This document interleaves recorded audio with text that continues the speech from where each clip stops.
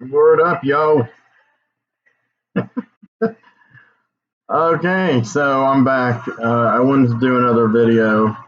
Um, Today I posted a kind of a maudlin one called Walk With Me in the World to Come. Uh, and I was told it was kind of melancholy. Some people weren't trying to cheer me up after watching it. Not many people have watched it, but it's gotten some good thumbs up. Just about everyone has watched it, given a thumbs up. They're probably afraid I'm gonna like hurl myself off the top of a building if they don't, but I'm not that far gone. It was just reflections on kind of a sequel to the other one I did about not much soul left to bear. As far as where I stood with uh, the opposite sex and romance and love and commitment and all that stuff. Um, Things that have weighed on me. A few things I've done that have you know acting out just out of loneliness or trying to take my mind off other people that are hard to forget. Uh, Maybe that I need to forget, but that I don't want to forget. Anyway, this has been fuel for some of my creativity. Um, Sitting here tonight, I think I'm going to bust open. This is very primitive, but inexpensive and fairly nice drawing set I got from Amazon 2 years ago. I really didn't have any good professional grade pencils. All the artwork that's on my Flickr Street pages, or a Flickr on Facebook, or a Flickr Street characters, on my Deviant art page, or on my official Flickr Street website. They were all rendered with ordinary pens, like pencils, like number two pencils. Very low tech, just so I could kind of make the pencil do as much as possible before I went on to pencils that were actually made for doing certain things again. And then I would digitally sweeten and color grade them and contrast and all that, what you used to call that function histogram. I would use that function so they would be monochromatic of a particular color and stand out. So this one's got a lot, man. Pro Art Pro. It's not just Pro Art, it's Pro Art Pro. So yeah, there's like 8B, 2B, 4B, 6B, HB. There's like a charcoal.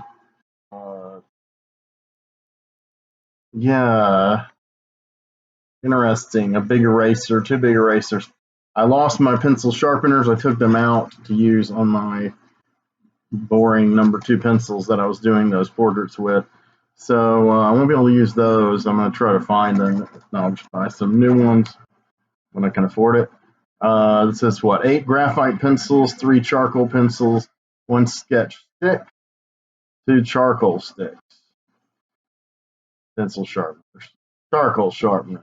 I don't have that one either. Kneaded eraser and white plastic eraser. So yeah, I can do a lot with these. This is my pad that's got a lot of. Well, it's got all of my Flickr Street portraits that I've been using. I think I showed these guys to you on the very first Flickr Street video I did, which was really the first proper video of this kind of era of videos that I did maybe in September, I think, of 2020. There's the very first original portrait of Ellinger, the locust point character of my current work. And there's a lot of stuff in here. Tana, this is very detailed. Hair took me a long time to do, but isn't she lovely? So, a few ones that I really like and some that I really love, actually. A few that I ended up not using. This guy's called The Abolisher. I dig him. Oh, and here's one of my favorites is Jareth. A lot of my characters are musicians. So, actually, here's a reggae musician who's also kind of an unhinged vigilante character. I want to get back up to this standard, but I want to do some scenes. I want to do more portraits. so I can do more bios and put them on my official website. My official website is really embarrassingly just about empty. I have that document, the long document I've been meaning to put up forever, and it's been slack and not put it up.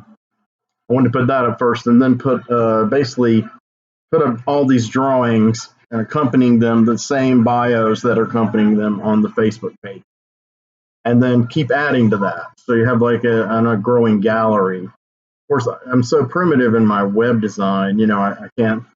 I wanted to have like home and then like a link, and click on gallery and then a link. The character names and then click on each character and go to it. But I don't know. If for now it's just going to all kind of be like one long thing, like a blog, because that's essentially what my website is. It's like a converted blogger. That's good for my purposes. I can also do graphics along the side, so it'll serve its function, for the time being. If I can like get into it, I deleted the last posts I made on it, which were like late 2019. I launched it like late 2019, and some of the earliest posts I made were this one called Ariel Ratio and the Eschatology of Love, which is still a sub arc in the making on down the line. But basically, it was like trying to Flickr Street, use Flickr Street. I don't know how you use this as like a verb, but how to Flickr Street something, how to Flickerize something. That sounds silly, but basically how to alchemize, if that's a word, the alchemy of Flickr Street, real events and real people into a analogous storyline in Flickr Street, and hopefully that could bring some catharsis and healing to me. Sometimes I have been able to do that in the past, but I've not embarked on one to capture my great muse, who I've immortalized in my head only so far as Ariel Ratio. I pulled all the drawings of her offline. It's just one drawing that I did of my ex-fiance, and I would draw the character differently now. I would draw. Honest, I try to draw it more realistically. It was a fairly realistic sketch, and she has the original, I guess, unless she's like burning up in a ritual to curse me or something. But very possible. But I would make it look more like her, like her distinctive features, like the stuff I learned, like in caricature art, and without making it, comical. You just ever so slightly exaggerate a person's notable features, but you don't go too far unless you really are trying to do it as a caricature. You can go kind of a tight caricature or broad, and into the broad, the arch kind of stuff. Because I want realism. I want you to believe in the characters, but still have them still look fantastic and still be as in fantasy, and still be quality and still be art. Have my own style, and you tell human hands did it. I don't want them to be so realistic that they look like they were, a photo was fed into the computer and digitized. So anyway, I've got this stuff out, and who knows if I'm going to actually work on it. I'd like to work on it this week. I wasn't going to be working much this week at the day job, but I picked up 2 days, which I really need. And I made some commissions today I wasn't expecting. So, and I made four sales of varying size on my eBay store since Friday. And so they're going better money wise. They're slow. I've got a lot of bills to I'm buried under, and I'm trying to dig myself out of. I've got to pay my property tax. That's the largest one. Because if I don't, somebody like Jason Brock will go online and say, "You better pay that property tax. They're going to put a lien on your house, and you're going to lose everything." A rumor he started back in January of 2018. Mind you, my property tax for 2017 was due in January. I paid it in February in full, but early January he was telling everyone on Facebook that I was going to lose everything because I was a stupid, immature fool, and he also exaggerated my age. you know, and now you're in your 50s, and I wasn't in my 50s then, so I'm not going to comment on whether I am now or not, but I definitely was not in 2018. So, you know, it's yeah, fuck him. Anyway, so got that out of the way on the video. I hear the litigiousness knocking at the door. I'm not worried about it. I mean, the thing is, we're losing our freedom of speech anyway. It's eroding as far as what we can say within society, within print, within, you know, the new town square, which is basically the internet. And, you know, I try not to name people that I have, you know, issues with or animus toward, or them toward me. I try not to even mention my great muse that often, but I've slipped and said her name a number of times. It's not really a secret that we were together. Most people who subscribe to my channel, at least, you know, have an inkling who she is and you know what her first name is. But you know, I'm not sure if any of them have met her. None of them met her in person. That I know of. Some may know her, have known her on the internet. And then the other person I was referring to, a lot of people know, and there's drama there. And I don't want to get into that. I'm just going to refer to that person as, you know, a former best friend of mine. But yeah, I'm seeing my therapist tomorrow. Well, seeing her via Zoom. So, as you can tell, it'll probably be a lot to discuss. I'm chilling out right now. I'm listening to my favorite of the 3 albums by the original lineup, Mark I of Deep Purple. It was the 3rd one, called simply Deep Purple, and right now it's playing La Leña, this beautiful cover of a Donovan song. This is an amazing album, and Rod Evans' vocals are fantastic. So, you know, I've spent over 10 minutes just kind of going around and around, but I did want to mention that I was going to try to do this art. I've got a portrait of 2 characters that I kind of want to have going at it, like violently. I don't mean sexually. I can do that kind of stuff another time. But you know, I have some basic sketches, and I have photo reference for them. I know what they're going to look like. I have not done individual portraits of either characters before, so I was wanting to put that kind of style of the portraits into something with a little bit of action, not a tremendous amount. I wasn't going to do a panel progression, maybe a couple. I don't know. And I was going to see where it went, see where the energy took me if I wanted to tell part of a story.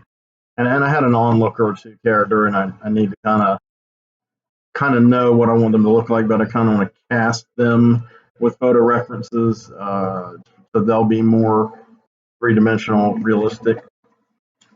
So where am I at with Flicker Street? Besides all the actual things being accomplished, which isn't much, where is it up here, and what am I doing? That's kind of what's the most important thing to me.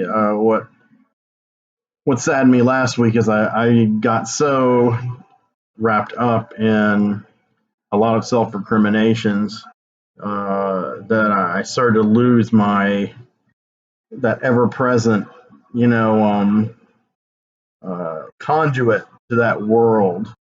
I wasn't channeling Flicker Street, and I had been daily for ages, even through, you know, even through my crack up in December, even through before that, the miseries or disappointments or stress of the past couple of years. But I was kind of like cut off from it for the first time in a long time. And that used to happen periodically.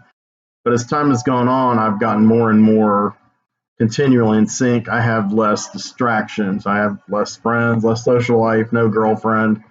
You know, I don't go out a whole lot. And, you know, between this COVID thing and just my normal social or abnormal or whatever, my regular social or antisocial habits, you know, I do things here. You know, I work at home, and I don't collaborate with any other artists or anything. So,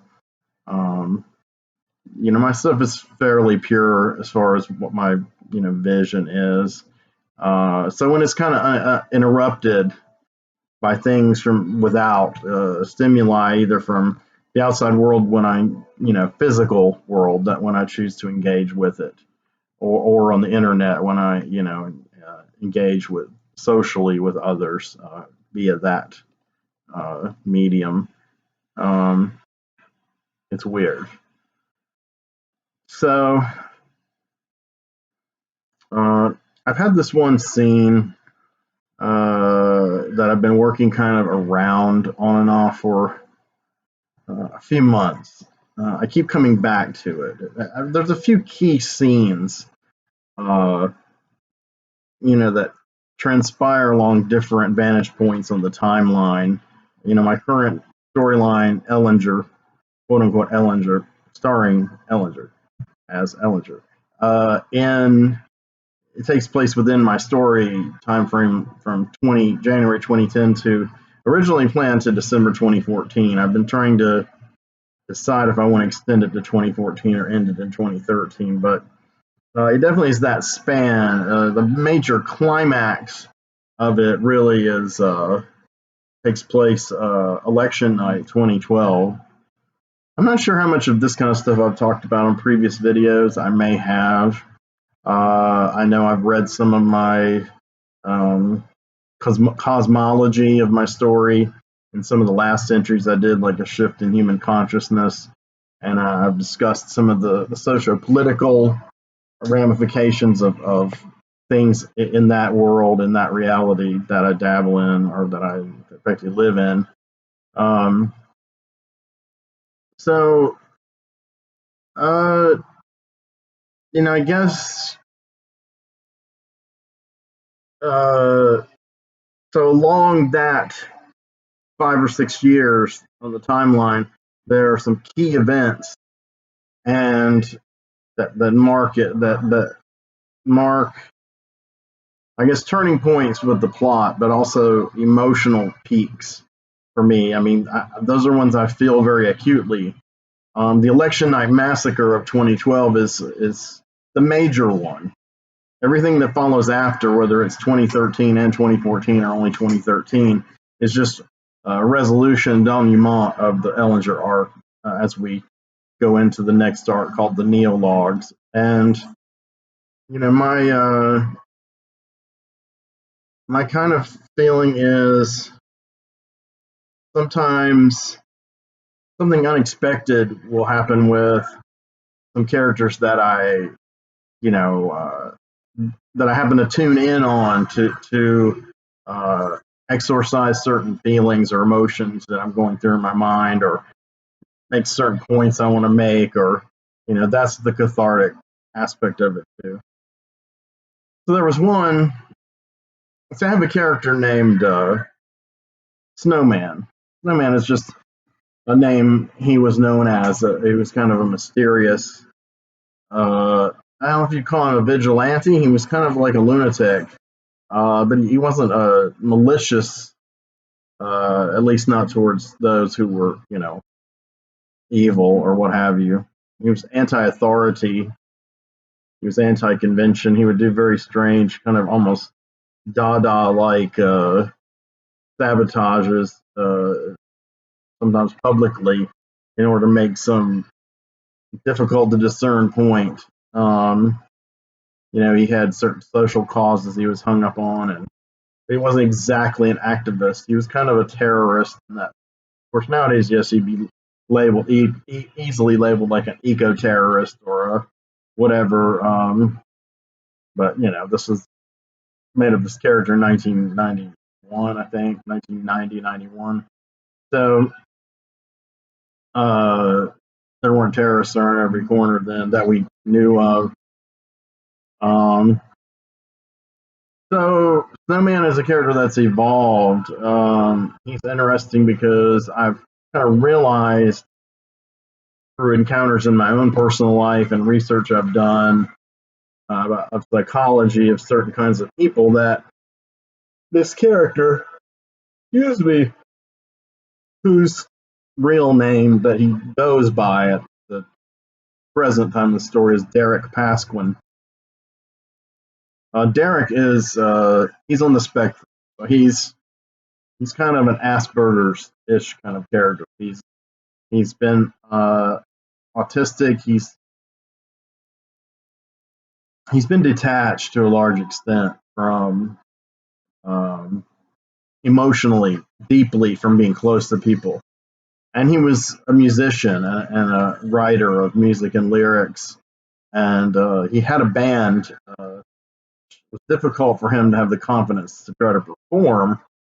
And early in the band's existence, he split, he disappeared, and the two members who inherited the band, Flint Water and Spasia Feltz, who I have pictures of in this book, by the way, um, they continued the band and they continued using his material and really kind of built things on his material and went from there. So as time has gone on within the story, that stuff starts. Well, the incidents with the band, which is called Soul Obscured, incidents with the band Soul Obscured, like Derek founding it with Aspasia and with Aspasia initially, and then Flint came along. Probably the end of the 80s, early 90s. Aspasia was like a teenage death rock chick, good singer, very voluptuous young girl, dressed really cool.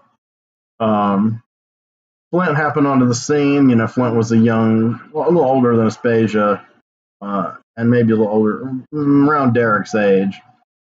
Flint was a tall, thin African American guy, light skinned, and he seemed like a great guy. He came to Hallmark, my city where everything takes place, and he wanted to become acquainted with his half brother, Jareth, who I showed you a picture of a few minutes ago. Jareth didn't really know Flint even really existed in tried and true, soap opera ish fashion here. Sorry, I'm turning some music down. But they eventually, developed a relationship, a brotherly relationship. And over the years, the band that Jareth was in and out of, called Merciless Dog, achieved a good deal of fame nationally and internationally, not like top 40 or anything, but as an underground or progressive band, they accrued a following, and Jareth became known as really one of the best, to some people, one of the best living electric guitar players. Flint was a great player too, but not of that level. A casual reader of a theoretically published version of the story would be led to believe that Flint was just kind of a mellow, laid-back, cool guy, and he dated Juliana, who was the mother of Jareth's daughter, Mariah. They had a fling when they were young, on a little relationship. So he's dating his brother's, ex-girlfriend, who's also the mother of his brother's daughter. So Flint is this girl's uncle. But it kind of eased off. It kind of, fell apart. Flint didn't have much luck with love, but again, he seemed like a very calm, self-effacing person. But in actuality, Flint was developing a great deal of resentment towards all of them. And the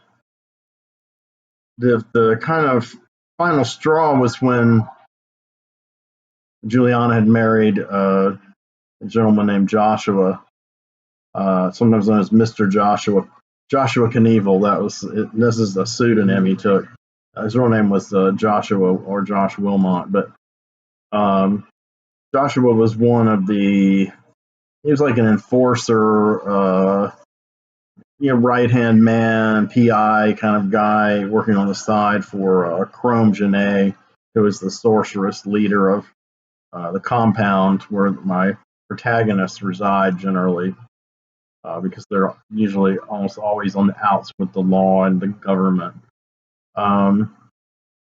Joshua kind of retired from that position. He also owned a video store called Mr. Joshua's. This is like in the late 1990s. And he had two very animated and entertaining co-managers who were a young gay couple, a black guy and a white guy. And I forgot the characters' names. They're written down somewhere. I'm pretty sure the black character's name is Rocheux, Rocheaux, and he was also a drag queen. He would perform as a character named something Red, Ruby Red Rocheux, or I don't know, something like that. I changed it a few times over the years. But anyway, Rocheux was that guy. So we're flashing forward into the Ellinger era, and Joshua starts trying to find out what's going on. Who is this Ellinger and this kind of Black Power movement that seems to be starting and possibly filling a power vacuum left by the Master Org, which is just a handy name for a whole confluence of criminal and government and subversive black ops, corrupt, interwoven groups that the characters of the compound have tackled. And as we've gradually gone through the story, we've seen that they're not the real enemies. I mean, they're not all great guys or anything, or gals, but the true enemies are the Neologues, who obey and do the bidding, consciously or subconsciously, as acolytes or as pawns, puppets, what have you, of the elder presence known as Eos. Actually, Eos is a young presence. The presence is being like gods or great old ones, I guess, if you went into a Lovecraftian sort of idea. It definitely is tipping into the cosmic horror element. And I've talked about this in earlier videos, but you don't have to watch those videos to understand any of this. And Eos is, I think, like, I kept changing how old he is. I think he's 25,000 years old. Maybe 20. Yeah, I think about 20,000 years old, which is the time when these warring races who are having this kind of weird Cold War make a truce on Earth rather than fighting over it, because neither of them really fight. They do, they're both slack and decadent races. They just kind of call them soft conquests, and usually one side relents or the other, or they stake claims together. Sometimes they interbreed and create like a intermediate race that kind of watches the planet for them, and that's what they did on Earth. They created Exodesians 20,000 years ago, and this was around the time that Eos was spawned. So he's a young presence. But being a young presence, he's all infantile will. He's like, he's in the oral stage, and maybe just getting into the anal stage. He wants his every whim met, and he's like a cosmic infant. And his philosophy is selfishness, absolute cosmic selfishness. So you could say he's kind of like a cosmic capitalist. And like a lot of capitalists, he's clueless when it comes to actually what's healthy or nourishing for the human body and spirit and social structures, because it doesn't matter to them, just their gratification at the cost of all else. And that's kind of what Eos is. And so the Neologues are kind of his human acolytes or pawns who have infiltrated various stages of the government, of positions in society, political parties, and they enact that will. But they're not an overt evil. They're not like overt super villains, or world conquerors. Some of the people that Chrome and the characters of the compound have opposed seem to be malefic sorcerers who want to bend the world to their will, or shift the consciousness in their favor, so they may, run roughshod over the human spirit and, breed us like cattle, for their own purposes. And some of that is true, but the truth is, those sides are both being played, and the Neologues are playing both of them. And so it's going to take actually decades before the characters, my lineage of protagonists through the years, really come to the realization, the awakening, the evolution, and understand that they are maybe not necessarily fighting the wrong people all the time, but the wrong ultimate battle. They're squandering their energies on things that aren't the ultimately important things that need to be stopped. This running Earth into the ground, and a lot of it is not just running the Earth physically into the ground, like physical conquest or destruction. It's the dissolution of the human spirit, and it's the debasement of the human spirit that continues to go unchecked.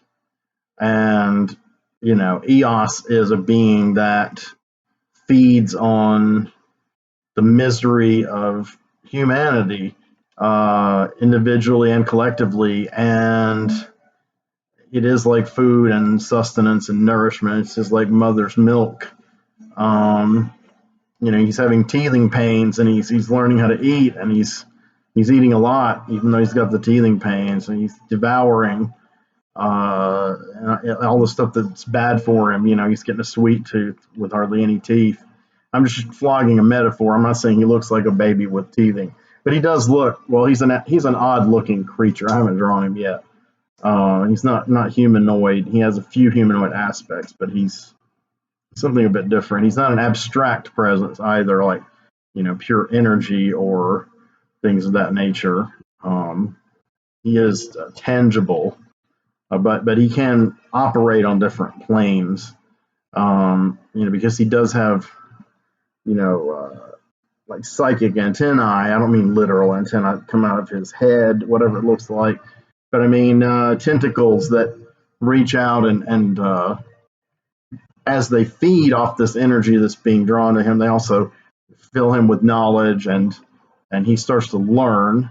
And of course, he's young. He's kind of like a tabula rasa. He's a sponge, so he's sucking up all of this knowledge. But so he's not quite like Lovecraft's blind idiot god Azathoth, but I could see a few parallels being drawn there, kind of. The threats are really the people that enact his will, because they create the suffering. And there's all kinds of misery. There's slavery, there's sexual assault, of course, there's murder, there's fear.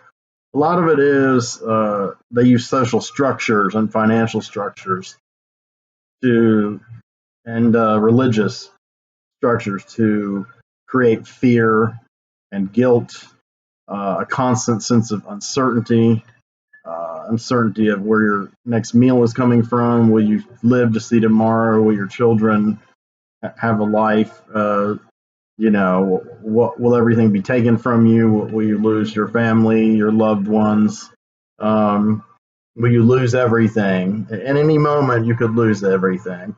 And as time has gone by, millions of more people on Earth are feeling this way. And yes, this is analogous of how I see what's happening to our planet in reality.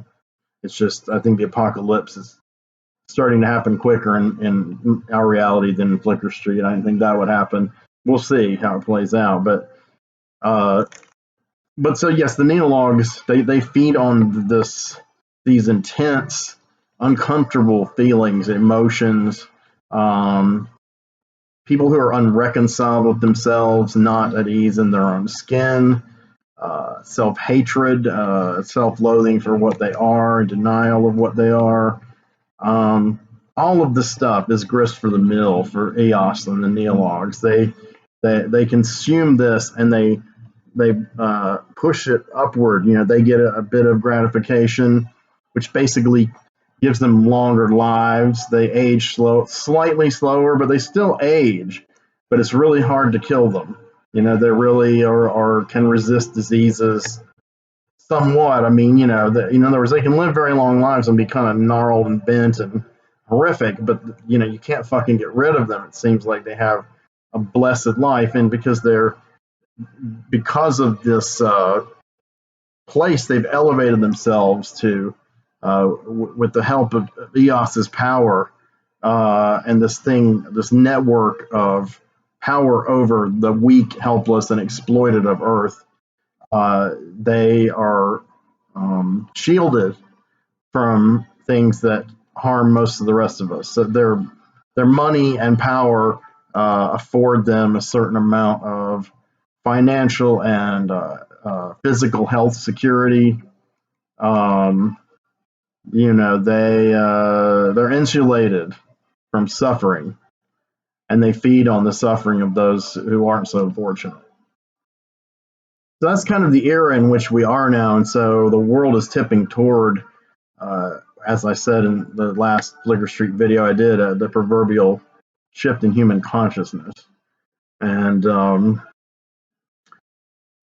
there are about 2 or 3 major factions that are working at cross purposes, and the fact is, who is going to ally with who in order to address the bigger threats? Or will certain elements destroy each other before they can stop this entropic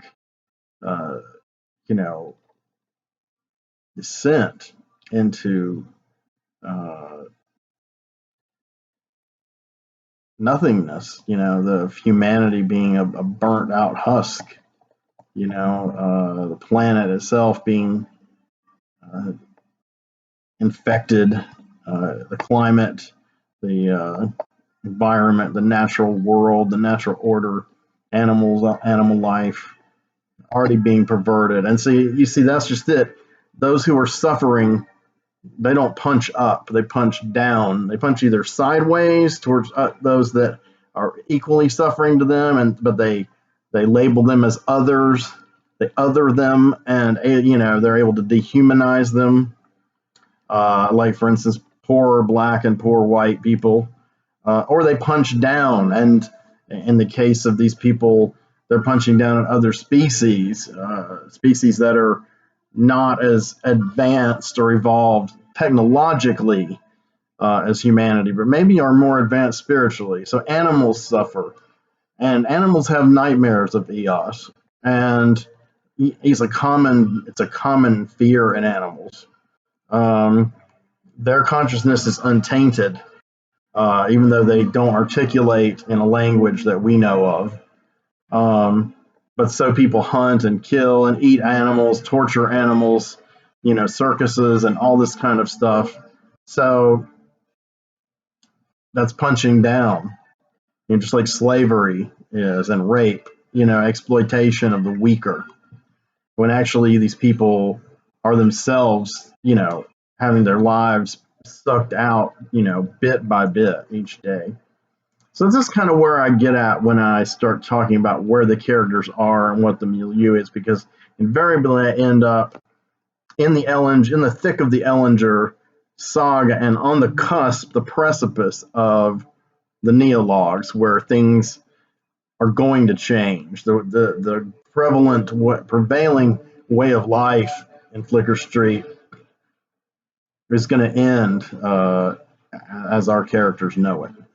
So I'm kind of skating along in my last little kind of, I don't want to say status quo because characters are constantly changing, growing, evolving, dying, being born, but status quo in the sense of there's some safe spaces, so to speak, within the story. There's some places where some characters work who, where they're, for better or worse, oblivious to a lot of this, and they actually enjoy the company of other humans. There's some romances and love that transpires, and love making, and there are people who use their own tuned abilities to help others, and will hopefully be able to sharpen them when the time comes for this radical reset. Um, so in that sense, I've carved out like places where physical places, like a giant map of Hallmark, and there's also a thing I call the Dream Mall. I drew a map of it out of my head from memory of my dreams because it has multiple parts and layers and stories to it. Upper stories like a building, and I drew a map, not a complete one, but I drew a long meandering map once for Kelly. It was something that excited her. The Hemiopolis Fractorium was a concept that also excited her. I've talked about that before too, but we'll get back to that another time. So my story is kind of like, exceptional beings and people, artists of different kinds, sensitives, mediums, mystics, who don't fit in, who sense there's something wrong and are trying to find out how to fix it if possible. They've been misled as often as to where the real threats are. So those are kind of my protagonists, and they live their lives and they interact and they, they go through their phases. I mean, some become corrupt, some become redeemed, some find love, some continually lose love. But for the most part, they're outsiders. And you could say that you could affect a cliche kind of sentence from like a Marvel comic or something like that they are all that stand between humanity and the darkness. It could be a horror movie from the 80s tagline. But in a way, it's true. Yeah, it's true. And you could, if you wanted to throw in the X-Men thing, they trying to protect a world that fears and hates them. But I wouldn't say my protagonists are trying to protect the world. They're not trying to protect the status quo. They're not trying to, like, for instance, make sure authority is obeyed and the government runs smoothly and everyone's kind of in their little boxes. Quite the contrary, they don't fit into any of that. They're like, fuck the boxes, and they have found each other. And over a 30-year period within my story, 1987 being a pivotal early year. We're heading towards 30 years in the story on. We're in like 2012, where I'm writing now. So it's 25 years. They have, they're starting to see what the real threats are and the real problems. And they're survivors, the ones that survive. A lot of them don't survive, physically and or mentally. A lot of death, and a lot of soul-destroying things happening. But there is redemption on the horizon, and there is romance, and there is hope. Maybe more than in real life. But it is the story, right? It's fiction, so there's a certain element of wish fulfillment there. So I hope whenever I get some of this out there in a form that's digestible, people can read it, and I think it may have a good impact on them. Only as escapism, but it may be thought provoking. Bree wanted me to do a whole document when I got that document together to send her a copy so she could just read it all and get the gist of this history. And she was enthralled with all of this too. And She had a playlist on YouTube that she named Flicker Street, where she uh, bookmarked music that I would send her or that we would both enjoy. She's changed the name now, but so I quit following it. But um, so I don't know. It would be nice if I could share my life and my art and my creation, my life's work, my great work, my magnum opus with someone like-minded. And